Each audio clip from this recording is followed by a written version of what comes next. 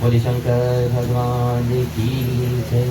अरे जय भोले भंडारी के भंडार के सदके हो, जय भोले भंडारी के भंडार के सदके, जय नाथ रहने वाले भोलेनाथ के सदके, जय नाथ रहने वाले भोलेनाथ के सदके, जय भोले भंडारी के भंडार के सदके हो, जय भोले भंडारी के भंडार के सदके, जय नाथ रहने वाले भोलेनाथ के सदके, जय नाथ रहने वाले भोलेनाथ के सदके।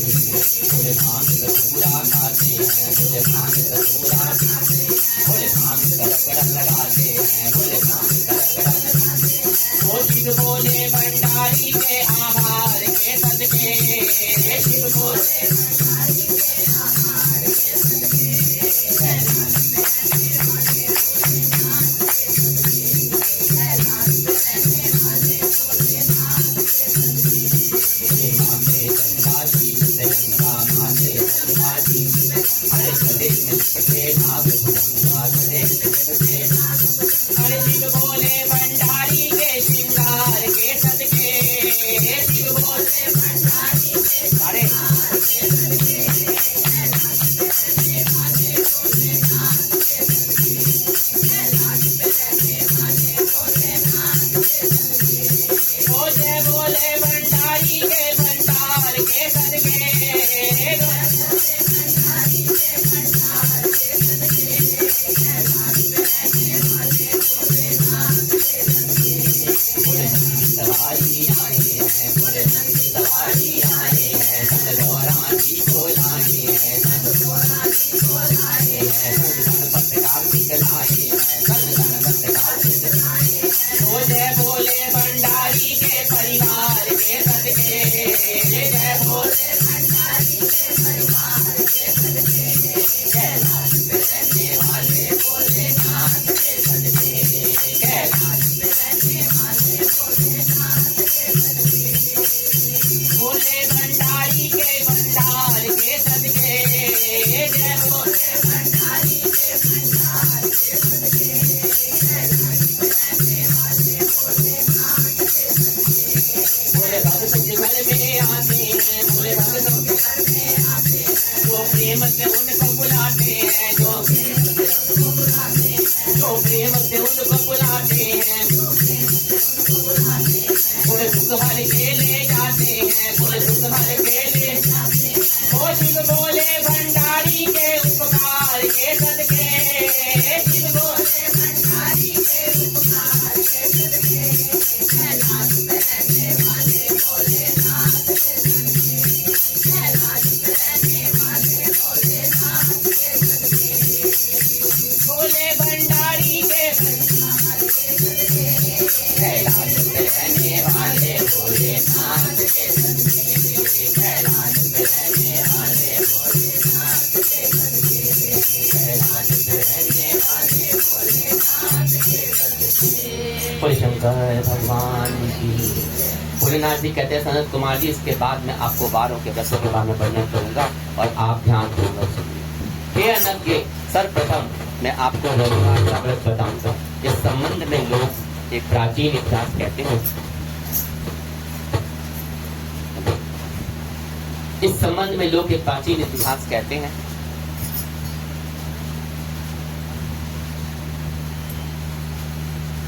प्रतिष्ठापुर में एक सुदामा नामक एक पुरुष था।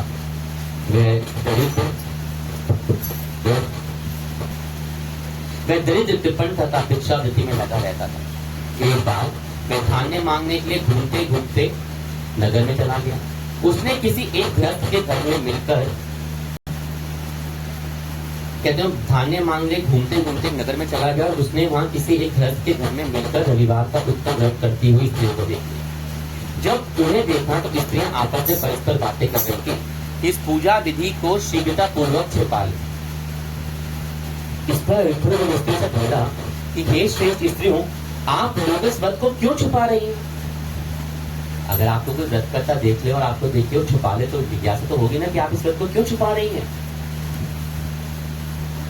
समान चित्त वाले सज्जनों के लिए परमार्थी स्वार्थ है मैं दरिद्र हूँ, दुखी हूँ, इस श्रेष्ठ व्रत को सुनकर मैं भी इसे कर लूंगा। अतः आप लोग इस व्रत के विधान और फल को मुझे अवश्य बताइए। स्त्रियां बोलती हैं, द्विज, इस व्रत को करने में आप उन्माद और तथा प्रमाद करेंगे अथवा भूल जाएंगे अथवा इसके प्रति अभक्ति और अनास्था रखने लगेंगे। अतः आपके यह व्रत कैसे बता दूं? क्यों बताऊं? क्योंकि आप अनास्था रख सकते हैं, आप अनादर कर सकते हैं, भूल सकते हैं, अभक्ति रख सकते हैं। उनकी यह बात सुनकर उनमें से जो एक प्रौढ़ा स्त्री थी, जो बुजुर्ग थी, वह उस ब्राह्मण से व्रत तथा व्रत की विधि बताने लग गई। दया आ गई, चलो आओ मैं बता देती हूँ। हे ब्राह्मण, श्रावण मास के शुक्ल पक्ष के प्रथम रविवार को मौन होकर उठ करके शीतल जल से स्नान करना, उसके बाद अपना नित्य कर्म संपन्न करके पान के एक शुभ दल पर रक्त चंदन से सूर्य के समान पूर्ण गोलाकार 12 परिनिधियां वाला सुंदर मंडल बनाना। उस मंडल में रक्त चंदन से संज्ञा सहित सूर्य का पूजन करना और उसके बाद घुटनों के बल भूमि पर झुककर 12 मंडलों पर अलग अलग रक्त चंदन तथा जपा कुसुम से मिश्रित अर्घ श्रद्धा भक्ति से पूर्वक सूर्य से को विधिवत प्रदान करना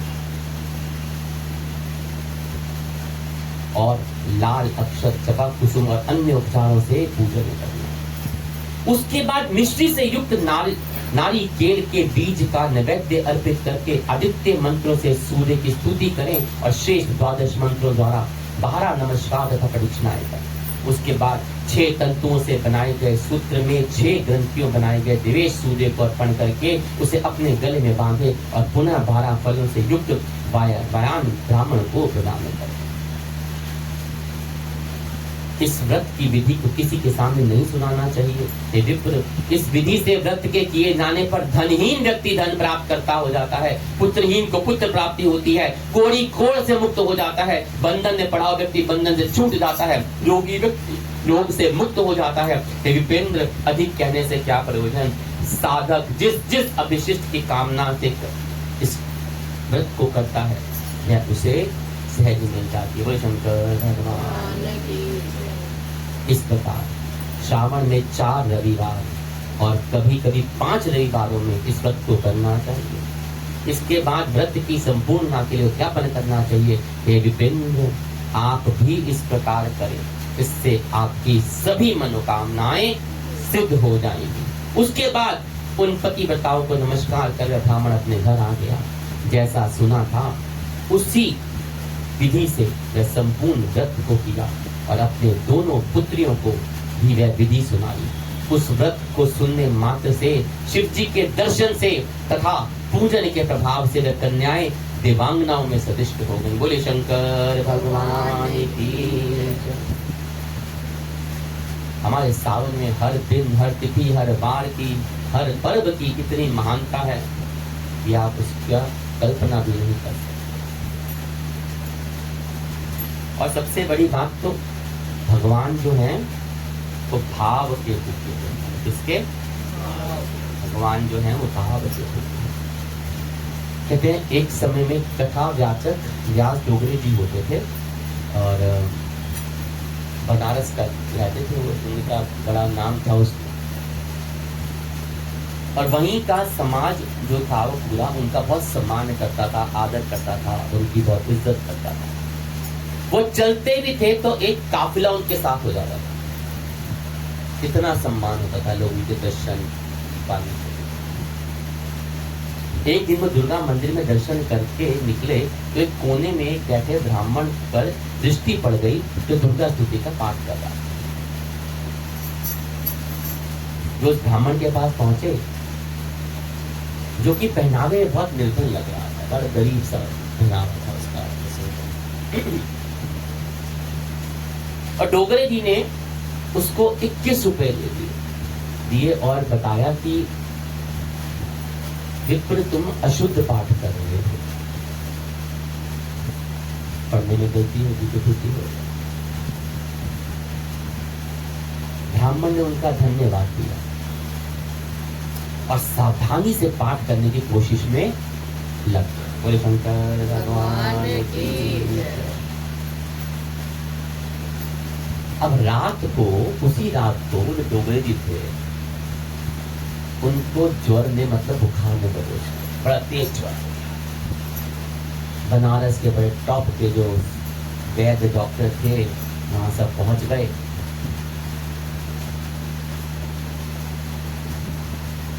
दवाई ववाई दी होगी, रात का समय था। अब सुबह के जैसे ही 4:15 बजे वो डोगरे जी उठ के बैठ गए घबराहट में, और यथायथ उनके मन में दुर्गा मंदिर जाने की इच्छा प्रकट हो गई। उसी दुर्गा मंदिर में जहां वो निर्धन ब्राह्मण बैठा हुआ था और वो पाठ कर रहा था। उन्होंने कुछ लोगों को अपने साथ लिया और डोगरे जी निकल पड़े। वैसे होना तो यही चाहिए कि जब मन में इच्छा पकड़ भगवती दर्शन के उठ के चले जाओ। लोग कई बार कहते रहे आपका मन था, हमने आपको अपने घर से देख लिया। आपका दर्शन का मन, चल के आइए। होना यही चाहिए। अगर भगवती का मन हो, गुरु दर्शन मन हो, तो घर से नहीं देखा जाता, आना चाहिए, चल के आओ, दर्शन करो उनका। ऐसे ही डोगरे जी के मन में हुई, तो जब मन में एक इच्छा प्रकट हुई तो चल पड़े। थोड़े लोगों को साथ लिया, मंदिर पहुंच गए। देखते हैं कि वो ब्राह्मण वहीं अपने पीढ़ पे बैठा हुआ पाठ कर रहा है। वो जिसको कल बोला था 21 रुपए दिए थे, अब बताया था अभी पर आप पाठ में त्रुटि कर रहे हो, तो वहीं बैठा हुआ। और डोगरे जी ने देखा, जैसे ही उन्होंने देखा डोगरे जी को, तो ब्राह्मण ने प्रणाम किया। कहते प्रणाम प्रभु, आपने मुझे जैसा बताया था ना, मैं उसके मुताबिक अब पाठ कर रहा हूं।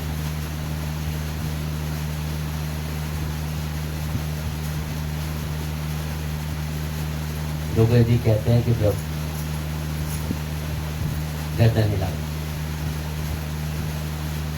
हाथ जोड़ कर क्षमा मांग कि पंडित जी आपको विधि बताना मेरी बहुत बड़ी भूल थी। घर जाते ही तेज बुखार हो गया। जैसे मैं आपको बोल के घर गया, मुझे तेज बुखार हो गया। फिर जो कारण था ना, जो झपके उठे थे, कहते मुझे भगवती दर्शन स्वप्न में प्रकट हुई, दर्शन दिए, और बड़ी क्रोध थी, क्रोध में थी। बोली कि तो अपने काम से काम रखा करना, बड़ा ज्ञानी बनता है। मंदिर पे हमारा वो भक्त कितने प्रेम से पाठ कर रहा था, वो कितने प्रेम से पाठ करता है। तूने उसके दिमाग में शुद्ध पाठ का झंझट डाल दिया। शुद्ध पाठ का वो झंझट, वो जब खिर खिर के डाल दी ना, वो उलझन भी डाल दी। अब उसका भाव जो है लुप्त हो गया। अब वो रुक रुक कर सावधानी पूर्वक एक एक शब्द को बड़े ध्यान से पढ़ रहा है कि वो त्रुटि ना हो जाए जो तू झंझट दिमाग में डाल के आया। वो जो भाव था, वो प्रेम था, वो रस था, वो भावना भक्ति थी, वो तो लुप्त हो गया। उसको बोल जा, बोल जैसा पढ़ता था वैसा ही पढ़। प्रभु भावना का भुक्का भुक्का नहीं हो चीज का, जिसका मन हो वे शुद्ध हो दे उद्दे नीचना। प्रभु भावना का भुक्का भुक्का नहीं हो चीज का, जिसका मन हो वे शुद्ध उसके ऊपर नीचे। अगर ये मन ही शुद्ध नहीं होगा ना, कोई फायदा नहीं। आप भगवान को लाखों चढ़ा दो, 9 लखे हार भी ले आओ, लेकिन अगर मन में शुद्ध नहीं है तो फायदा नहीं। अगर मन शुद्ध है तो आप भावना से मंदिर आके माथा भी टेको ना, भगवान आपकी इतनी।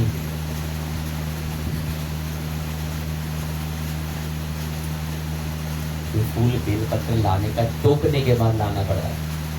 चलो यही शुक्र है कि 2-4 लोगों ने हुआ, लेकिन वो भाव से जिस दिन आ जाएंगे ना, तो भाव उत्पन्न होके आएंगे ना, उसका आनंद रस अलग हो जाएगा।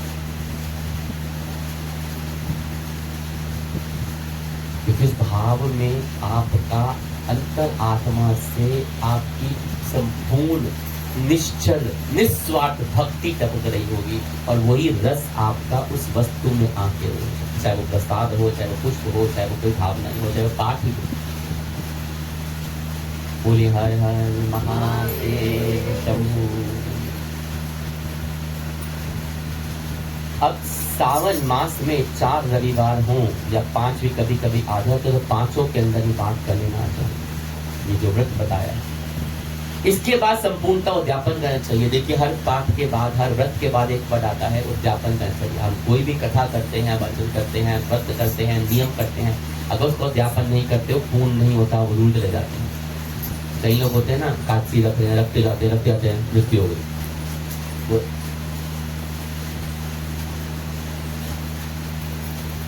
तभी कहते हैं साल एक रखो उद्यापन कर दो, फिर रख लो उद्यापन करो। पूर्णमासी का लोग व्रत रखते हैं।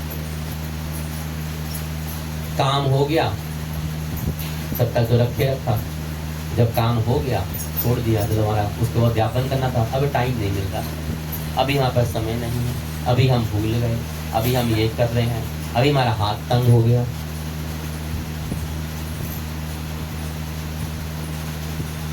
वीरवार का व्रत रखते उद्यापन नहीं, सोमवार का व्रत करते उद्यापन, 4 सोमवार रखे सावन के लिए, उद्यापन नहीं करते। 4 सोमवार के हो गया सावन का, सावन का व्रत करते उद्यापन नहीं करते, हो गया। कार्तिक में कथा करी, वचन किया, व्रत किया, उद्यापन नहीं किया, खत्म हो गया। लेकिन अगर उद्यापन नहीं होता तो पूर्ण ही नहीं होता आपका। आपने देखा ना जहाँ भी कथा होती है, वो कथा के आखिरी दिन खत्म करते हैं, कभी हवन, पूजन, भंडारा, लंगर, प्रसाद, उद्यापन, दान, दक्षिण सब करते हैं। क्यों? क्योंकि उसका उद्यापन करना है। अभी देखो जितने भगवान बता रहे हैं 5 दिनों में, हर व्रत के बाद उसके उद्यापन, हर व्रत के उसको उद्यापन, हर व्रत के उसका नियम के उद्यापन होता है। शंकर भगवान कहते हैं विपेंद्र उद्यापन करना चाहिए, आप भी इसी प्रकार करें, इससे आपकी सारी मनोकामनाएं सिद्ध हो जाएंगी। और पवित्रताओं और उन पतिव्रताओं का नमस्कार करके उस ब्राह्मण के घर आ गया, जैसे सुना था व्रत किया अपनी पत्नियों के और शिव जी के दर्शन किए, अपनी कन्याओं को इस व्रत को बताया और कराया, तो उसकी कन्या जो थी वो देवांगनाओं में पवित्र हो गई। उसी समय उस ब्राह्मण के घर में लक्ष्मी जी ने प्रवेश किया और वह अनेक उपायों तथा निर्मित के धनवान हो गया। बोले शंकर। किसी दिन उस नगर के राजा ब्राह्मण के घर होके निकल रहे थे, राजमार्ग में जाते जाते खिड़की में, जो घर से होकर राजमार्ग में जाते समय खिड़की में कड़ी उन दोनों सुंदराओं में राजा निकल रहा होगा, सुंदर जो खिड़की में खड़ी हुई, जो देख रहे थे राजमार्ग से राजा की निकल रही है, तो उन दोनों कन्याओं पर उनकी कड़ी और अनुपमाई कन्याओं को देखकर तीनों लोगों में कमल, चंद्रमा आदि सुंदर वस्तुएं हैं, उन्हें दोनों कन्याओं के शरीर में अव्यय तिरस्कृत कर रही थी। उनका रूप यौवन ऐसा था कि वो मूल्य से मूल्य चीजों को भी वो तिरस्कार कर रहे थे। उन्हें देखकर राजा मोहित हो गया और क्षण भर के लिए वही रुक गया और ब्राह्मण को शीघ्र बुलाकर उसने दोनों कन्याओं को मांग लिया। और तब उस ब्राह्मण को भी हर्षित होकर अपने कन्याओं का जो था विवाह उस राजा के साथ कर दिया। राजा को प्रदान करी कन्या दान दिया। उस राजा को पति रूप में प्राप्त करके वे कन्याएं प्रसन्न हो गई, धन्य हो गई और वे स्वयं इस व्रत को करने लगी और पुत्र पात आदि से संपन्न हुई। ऐसा है सावन में ये रविवार को जो व्रत किया था, 12 का व्रत। बोल सच्चे दरबार की, बोल शंकर भगवान की। हम लोग ना बहुत बार कुछ चीजें सोचते क्या बैठे आज हमें सुबह कुछ काम कर रहे थे तो आप लोगों को भी याद आ गए, बड़े प्रसन्न। कोई भी काम करने लगते हैं ना तो बड़े जल्दी घबरा आ जाते हैं, कैसे होगा, पूर्ण कैसे होगा, कथा अच्छा, व्रत अच्छा। एक आपको कथा सुनाते हैं, कहते हैं कथा के माध्यम से ना बड़ी जल्दी समझ आ जाती है। अब मोटी मोटी बातें कहेंगे तो समझ नहीं आएंगी, सही बात नहीं आया तो बोल दो। माता कह रही नहीं, अच्छा है। कहते एक बार एक आदमी ना, उसके मन में ना मंदिर जाने की इच्छा उत्पन्न हुई। उसके घर से मंदिर जो था वो 5 कोस की दूरी पे। अब उसने सोचा रात को कि 5 कोस जाना है, मुंह अंधेरे निकल जाऊंगा, जल्दी उठ जाऊंगा, 3 बजे के आसपास शाम करके निकल जाऊंगा तो टाइम से पहुंच जाऊंगा। अब वो उठ गया, तैयार व्यार हुआ। अब जैसे वो घर के बाहर निकला 3 साढ़े 3 बजे, अंधेरा था, घोर अंधेरा। मैं कैसे जाऊं, इतना अंधेरा, लेकिन जाना तो है मुझे।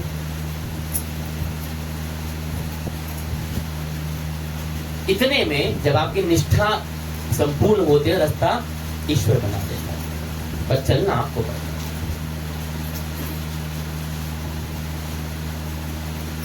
एक पीछे से बूढ़ा व्यक्ति आ रहा था, उसका में लालटेन। अब वो लालटेन जो थी, वो व्यक्ति ने उसको देखा, कहते क्या हुआ भाई, परेशान लग रहे हो? कहते मंदिर जाना। कहते मैं भी नहीं जा रहा, चलो साथ चलते हैं। कहते क्या हुआ, रुक क्यों गए थे? कहते अंधेरा था। कहते थे मैं लालटेन है। अब 2 कदम चला तो ध्यान से देखा, जो पहला व्यक्ति था जिससे जाना था मंदिर का, सोचा था। कहते बाबा एक बात बता, 5 कोस जाना है। कितना? अब तेरे लालटेन की जो रोशनी है 5 मीटर तक जा रही है, कैसे जाएंगे? इतना लंबा सफर, पूरा घोर अंधेरा है, जंगल है, सुनसान है। तो बाबा मुस्कुरा दिया। कहता है जब 5 मीटर जा रही है ना, तो 5 मीटर चलेंगे, फिर 5 मीटर जब पहुंच जाएंगे तो फिर ये लालटेन 5 मीटर दिखा देगा, फिर 5 मीटर चल लेंगे, उसके बाद फिर 5 मिनट दिखाएगा, फिर 5 मिनट चल लेंगे। कहते हैं ऐसे करते करते अपनी मंजिल तक पहुंच जाए। समझ आया कुछ? समझ आया कुछ? हमारी जिंदगी भी ऐसी है, लक्ष्य बहुत बड़ा है,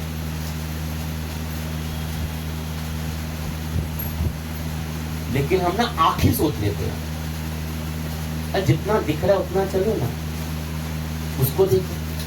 जो दिख नहीं रहा उसको क्या देखना अपने आगे।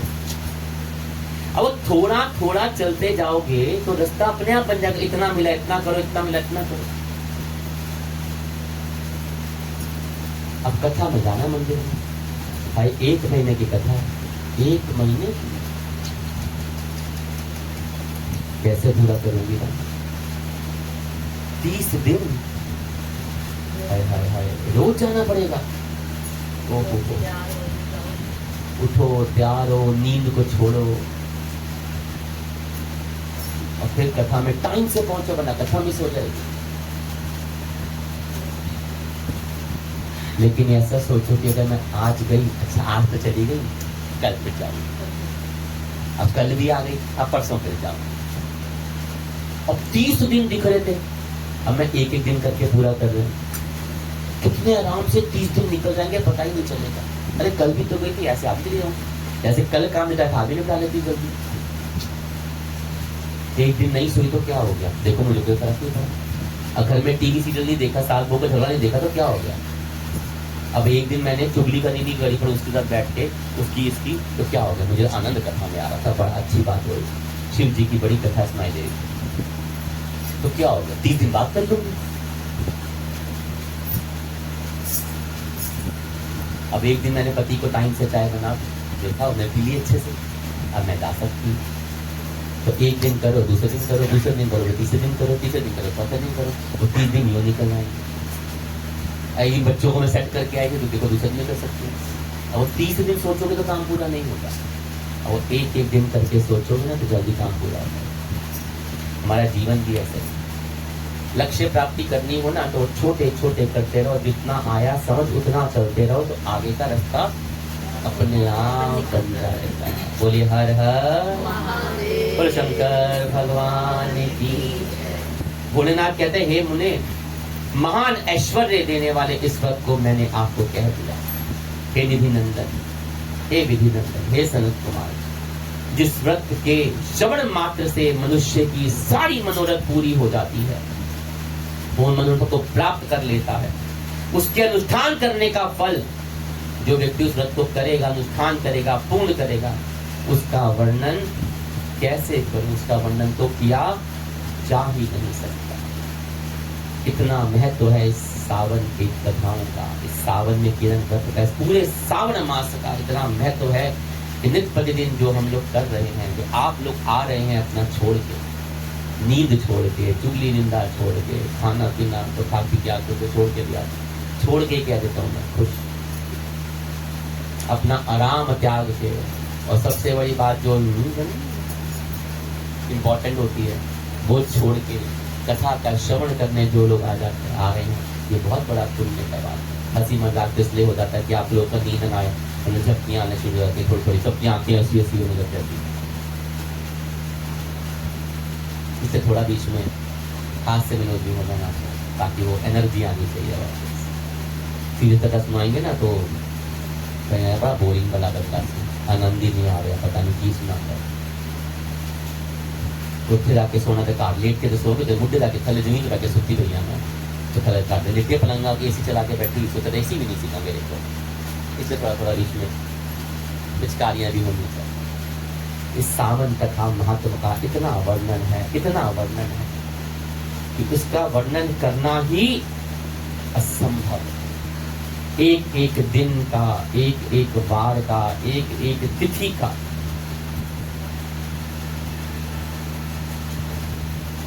इतना महत्व है। अगर भोले ने वही तो कहा कि सनत कुमार जी इसको श्रवण भी कर लेते हैं ना तो व्यक्ति अपने मनोरथ को प्राप्त कर लेता है, और जो उसका अनुष्ठान करके इसे रख लेता है, इसे पूर्ण कर लेता है, उसका तो वर्णन ही नहीं कर सकते। सजा दो घर को गुलशन सा, मेरे भोलेनाथ आए हैं। सजा दो घर को गुलशन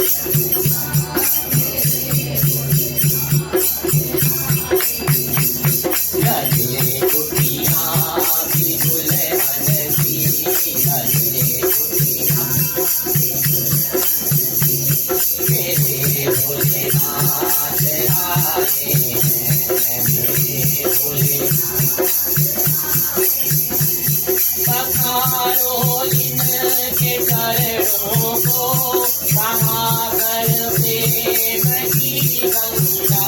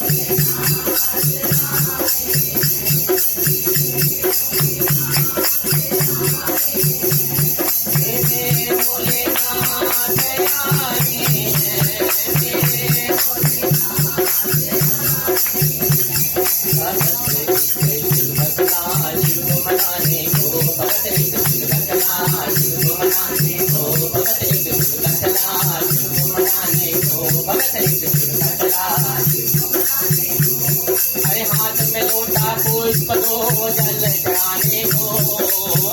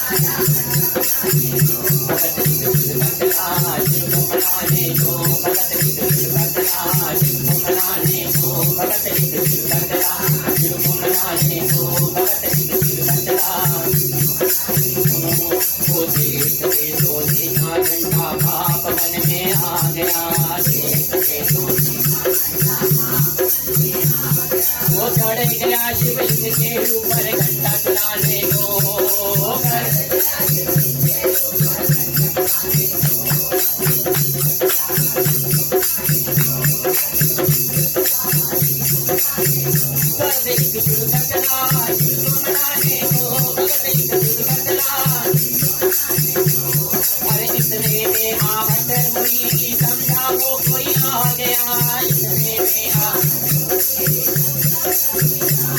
अरे हो गया तैयार वो तो भाग जाने को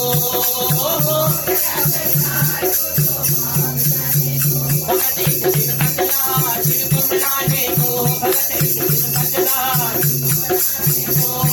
वो देख के करतूत उसकी हो गए प्रकट भोले अरे मांग ले तू जीवन चलाने को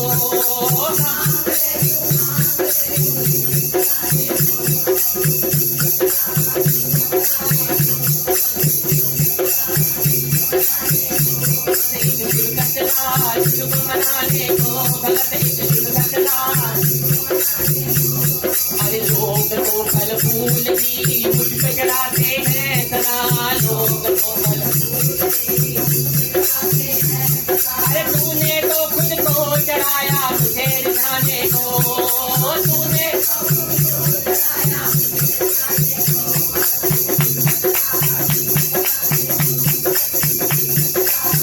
भगत एक दिल बदला शिव को मनाने को भगत एक दिल बदला शिव को मनाने को भगत एक दिल बदला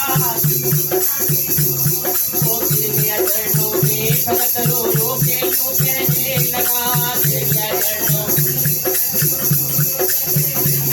अरे तुझको पाते और क्या है बाकी पाने को तुझको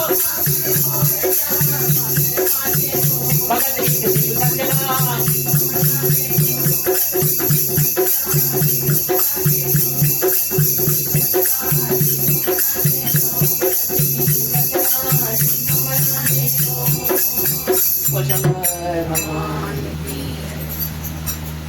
कोई बात ना भगवान जो है आपके भाव के भूखे हैं आपके भाव सच्चा होना चाहिए कहते जब वो डोगरे जी का सुनाई था मैंने जब वो हुआ ना मंदिर गए उनके चरण किया सब कुछ करते तो इनकी आंखों से आंसू निकलने लगे कि मैया मुझसे रुष्ट भी हो गई मैं कैसे तो प्रभु आप जो कर रहे हो करते रहिए आंसू में झरझर बह रहे थे उनके और गले में बोले कि उम्र बीत गई माँ मुझे आपका पाठ करते करते विधि विधान एक एक शब्द करेंगे कहते इतने में आपकी झलक नहीं दिखी माँ कहते माँ ऐसे उस भाव में वो आंसू अश्रु जल से जो बह रहे थे ना उनका अहम सब बह गया फिर मैया प्रकट हो गई और उसको दर्शन दिए उनको कहते किसी को ठीक क्या करा उसका भाव देख क्या भाव था उस भाव से ही मैं अगर याद हो तो कार्तिक मास में मैंने एक कथा और सुनाई थी हमने कोई बड़े भाव में क्योंकि वो याद होती है किसको पता नहीं कहते मैया से सुना तो प्रभु भाव के भूखे भाव सच्चा होना तो आप मरा मरा जपता जपता भी राम राम जप के वाल के मान लिखिए मरा मरा में भाव था जो राम राम जप गया लेकिन भाव था बोले शंकर भगवान की हर हर महादेव हर हर महादेव हर हर महादेव शंभु बोलो काशी विश्वनाथ भगवान की